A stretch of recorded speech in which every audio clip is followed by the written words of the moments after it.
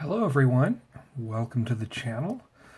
Today I'm going to be talking about Shout Factory's Blu-ray release of the classic 1970s science fiction TV show Space 1999. So here it is. This did come out a few months ago, so it's not really new, but I hadn't really seen anybody do a review of the set, so I thought I'd give it a go. Now, this show came out in the mid-1970s. Everything space was still very cool on TV back then. This was brought to us by a man named Jerry Anderson, who was responsible for the classic super marionation shows of the Thunderbirds and Captain Scarlet, Joe 90, Stingray, things like that. UFO was another one. So if you like Jerry Anderson's shows, I think you would like this. If you've never heard of him before, to me, he was always like the British version of Gene Roddenberry, if that helps.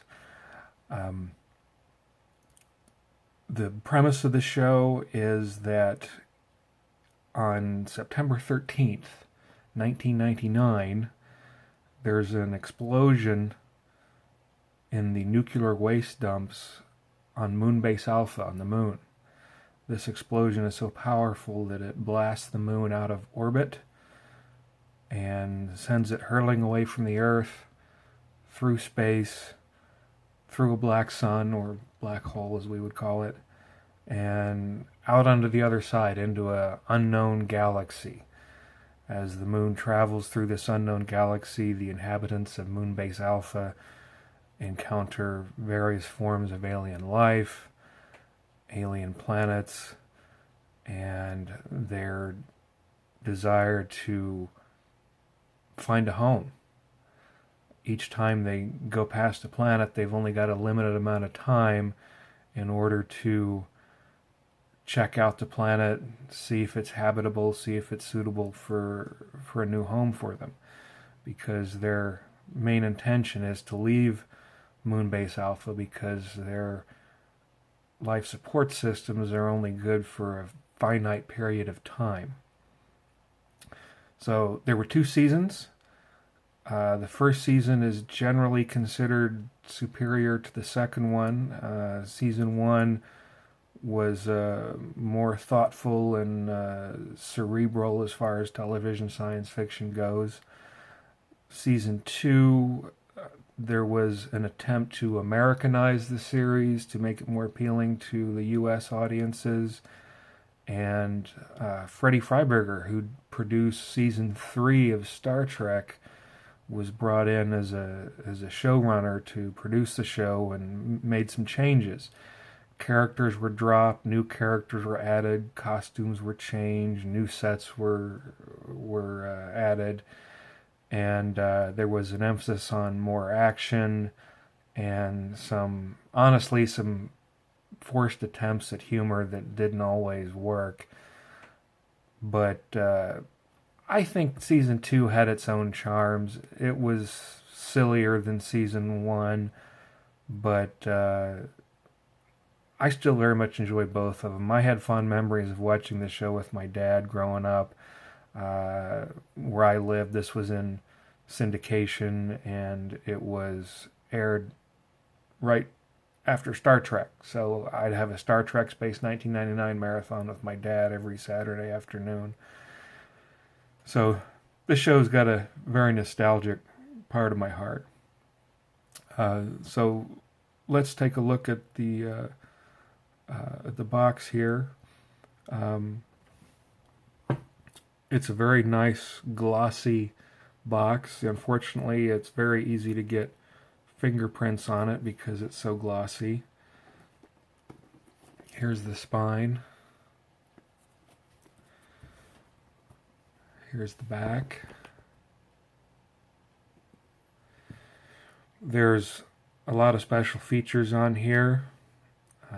This just tells you about the show for those that may never have seen it.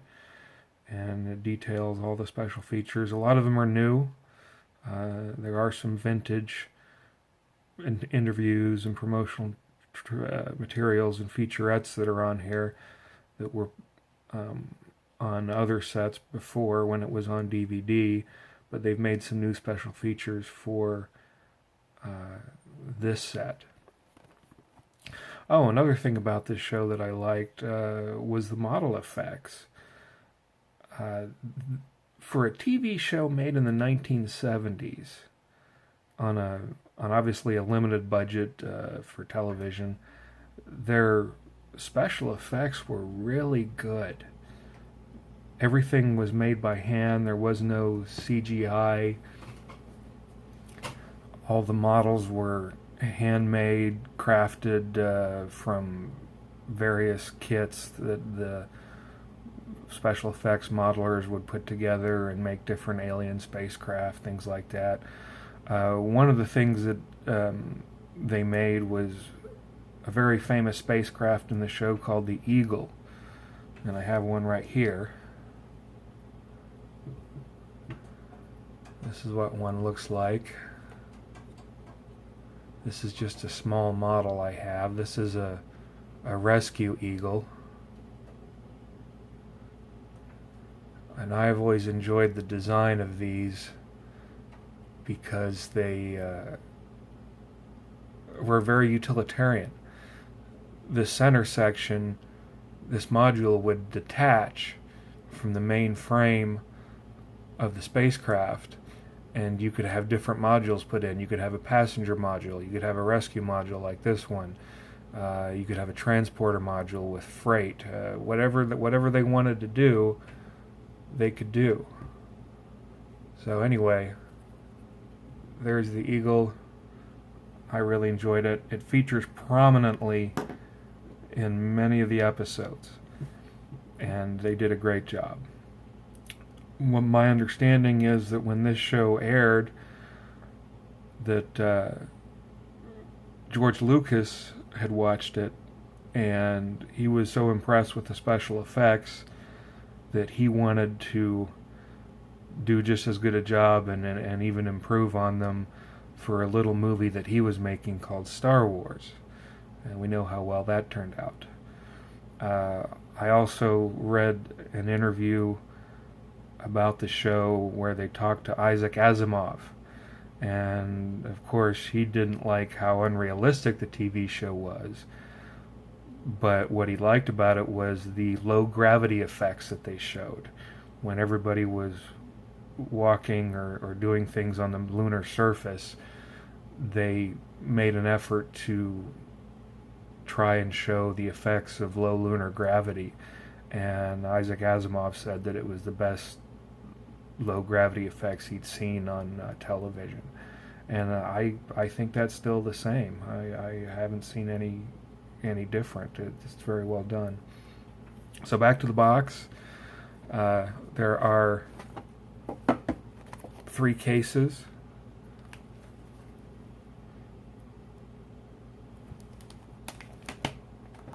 Case number 1 is Year 1.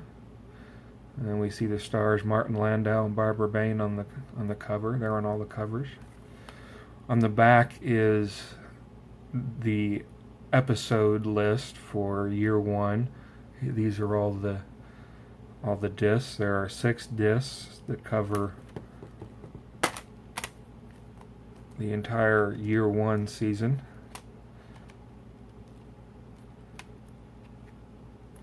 So there's that.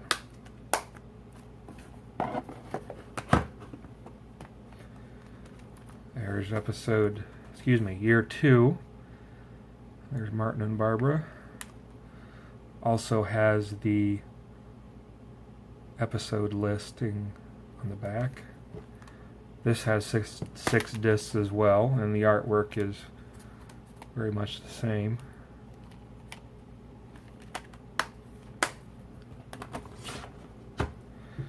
And then we have this one, and I don't know if you can see it or make it out, it's very faint, but there is an eagle on the cover. It's hard to tell. But this is a special features disc. Like I said, this is where all the new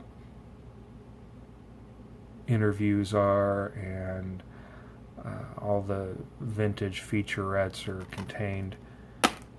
There's one disc. There's also a booklet,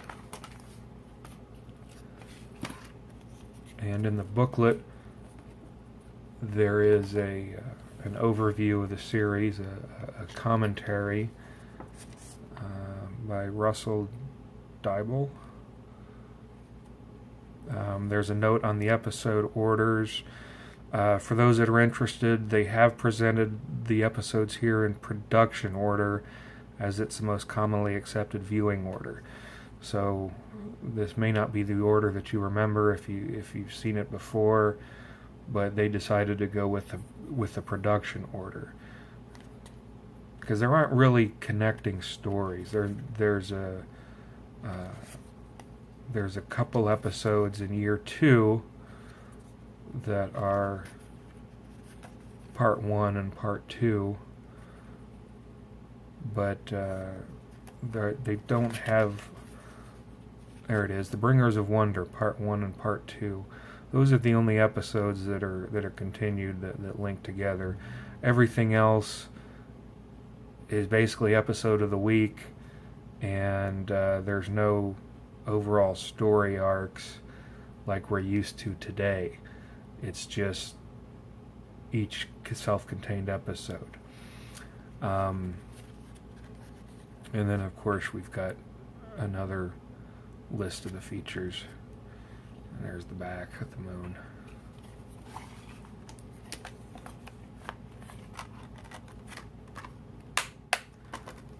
Like any TV show, it's got some classics.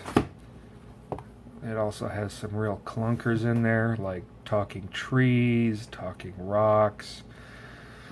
There's an episode where they had access to a foam making machine, and they decided to write a story around this foam making machine and made it out like it was some kind of alien menace, and all it is the actors flailing around on set in foam.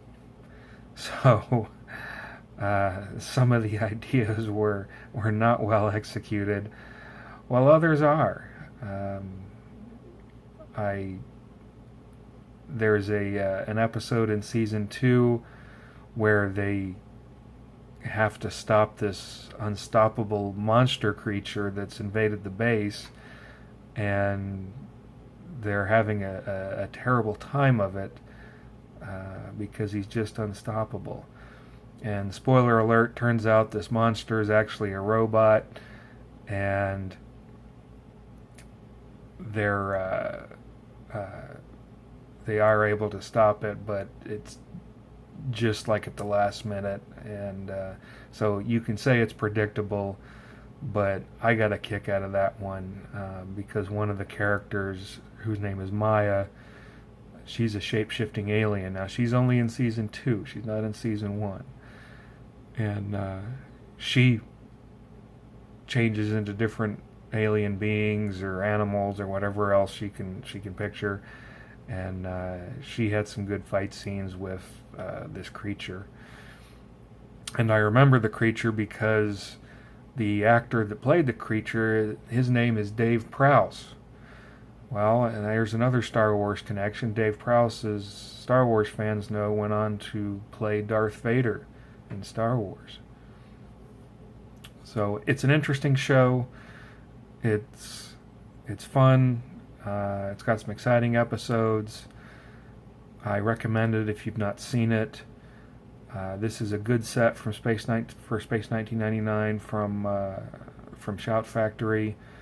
There was a previous release on Blu-ray by A&E Home Entertainment, but they only released season 1, and they never got around to releasing season 2. And then A&E went out of business. I'm not sure exactly what happened to it, but we haven't been able to get a complete series until now. So give it a chance if you like 1970s era science fiction television. This is a classic. I know right now 1999 seems like that was a long time ago. It was 20 years ago, so it might seem kind of silly. But at the time, you have to remember it was the mid 1970s, and 1999 seemed like a far away date, and anything was possible. So just bear that in mind when you watch it. Don't take it too seriously. It is what it is, and I think it stands well on its own merits. So thank you for watching. Take care, and I'll see you soon.